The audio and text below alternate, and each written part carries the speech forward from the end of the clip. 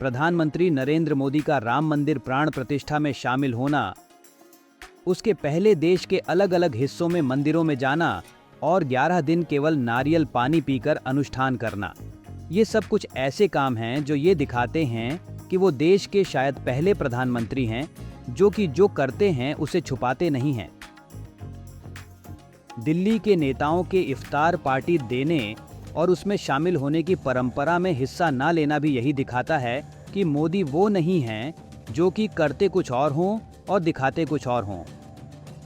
मोदी पर सबसे बड़ा आरोप यही है कि वो हिंदुओं के नेता हैं और वो मुसलमानों से नफरत करते हैं, लेकिन इसके बावजूद वो कभी भी मुसलमानों को खुश करने की कोई खास कोशिश करते नहीं दिखेंगे।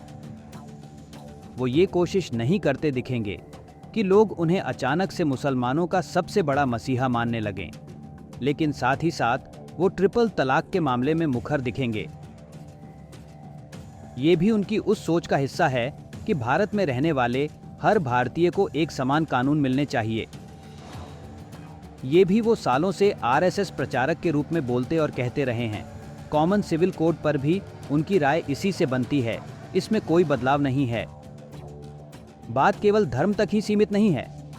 पाकिस्तान से सेक्रेटरी स्तर की बातचीत बंद करना हो, या फिर हमास के मामले में इजरायल का समर्थन करना हो, या फिर रूस यूक्रेन युद्ध में रूस की निंदा न करने की बात हो, मोदी का हर एक्शन ये बताता है कि जो वो सोचते हैं वही करते दिखते हैं।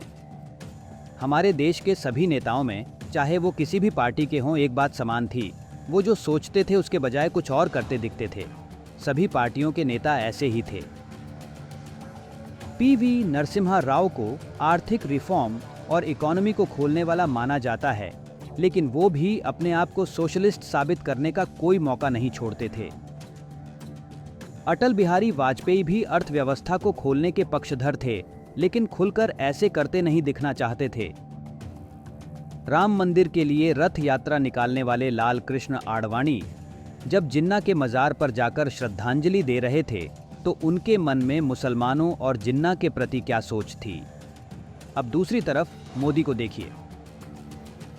इस देश में सालों तक पाकिस्तान से आने वाला हर अधिकारी और नेता खुलेआम कश्मीर के हुर्रियत के नेताओं से मिलता था और बात करता था। हमारे नेता इसको होने देते थे ताकि ये संकेत जाए कि वो बातचीत के दरवाजे खुले रखने वाले खुले दिल के नेता हैं। लेकिन मोदी ने सबसे पहले हुर्रियत को अलग किया और कहा कि भारत पाकिस्तान की बातचीत में उसका यानी हुर्रियत का कोई रोल नहीं है। ये फैसला राष्ट्रीय सुरक्षा के मामले में मोदी की सोच से एकदम अलग नहीं है, दोनों एकदम मैच करते हैं।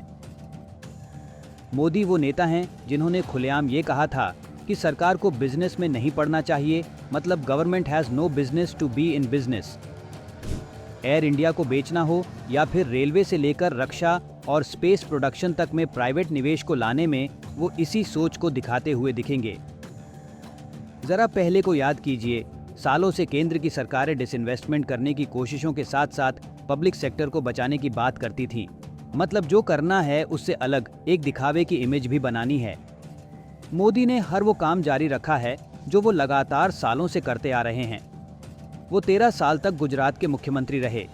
वहाँ जिस तरह से उन्होंने सरकार चलाई, अपनी प्लानिंग और फैसलों के लिए एक छोटी टीम और कुछ अफसरों पर भरोसा करना, मीडिया को बहुत ज़्यादा इम्पोर्टेंस ना देना और बड़े बड़े फैसले करना, वो सब यहाँ भी करते रहे हैं। चाहे देश में बुलेट ट्रेन चलाने की बात हो या फिर स्पेस रिसर्च को बढ़ावा देना हो, मोदी बड़े फैसलों में खुद ही इन्वॉल्व रहते हैं। गुजरात में वाइब्रेंट गुजरात बिजनेस समिट शुरू करना उनकी बड़ी चीजें करने के इंटरेस्ट को दिखाता है। यही बात आपको सरदार पटेल की मूर्ति के मामले में भी दिखेगी, जब मोदी ने कहा कि वो अमेरिका की स्टैच्यू ऑफ लिबर्टी से भी बड़ी मूर्ति होगी। मोदी के अलावा इस देश में सिर्फ एक प्रधानमंत्री हुआ है जिसने अपनी सोच को खुलकर सामने रखने में कोई हिचक नहीं दिखाई। उनका नाम था इंदिरा गांधी। उन्होंने कुछ समय तक सोशलिज्म को पूरी तरह से अपनाया और सारे फैसले उस पर आधारित ही किए, लेकिन वो भी इस पर ज्यादा समय तक नहीं टिकी रही। बाद में उनको भी एक दिखावे वाला मुखौटा पहनना ही पड़ा था। अब देखना यह है कि मोदी अपने इस बिना मुखौटे वाले रूप को बचाकर रख पाते हैं या फिर वो भी बदल जाएंगे।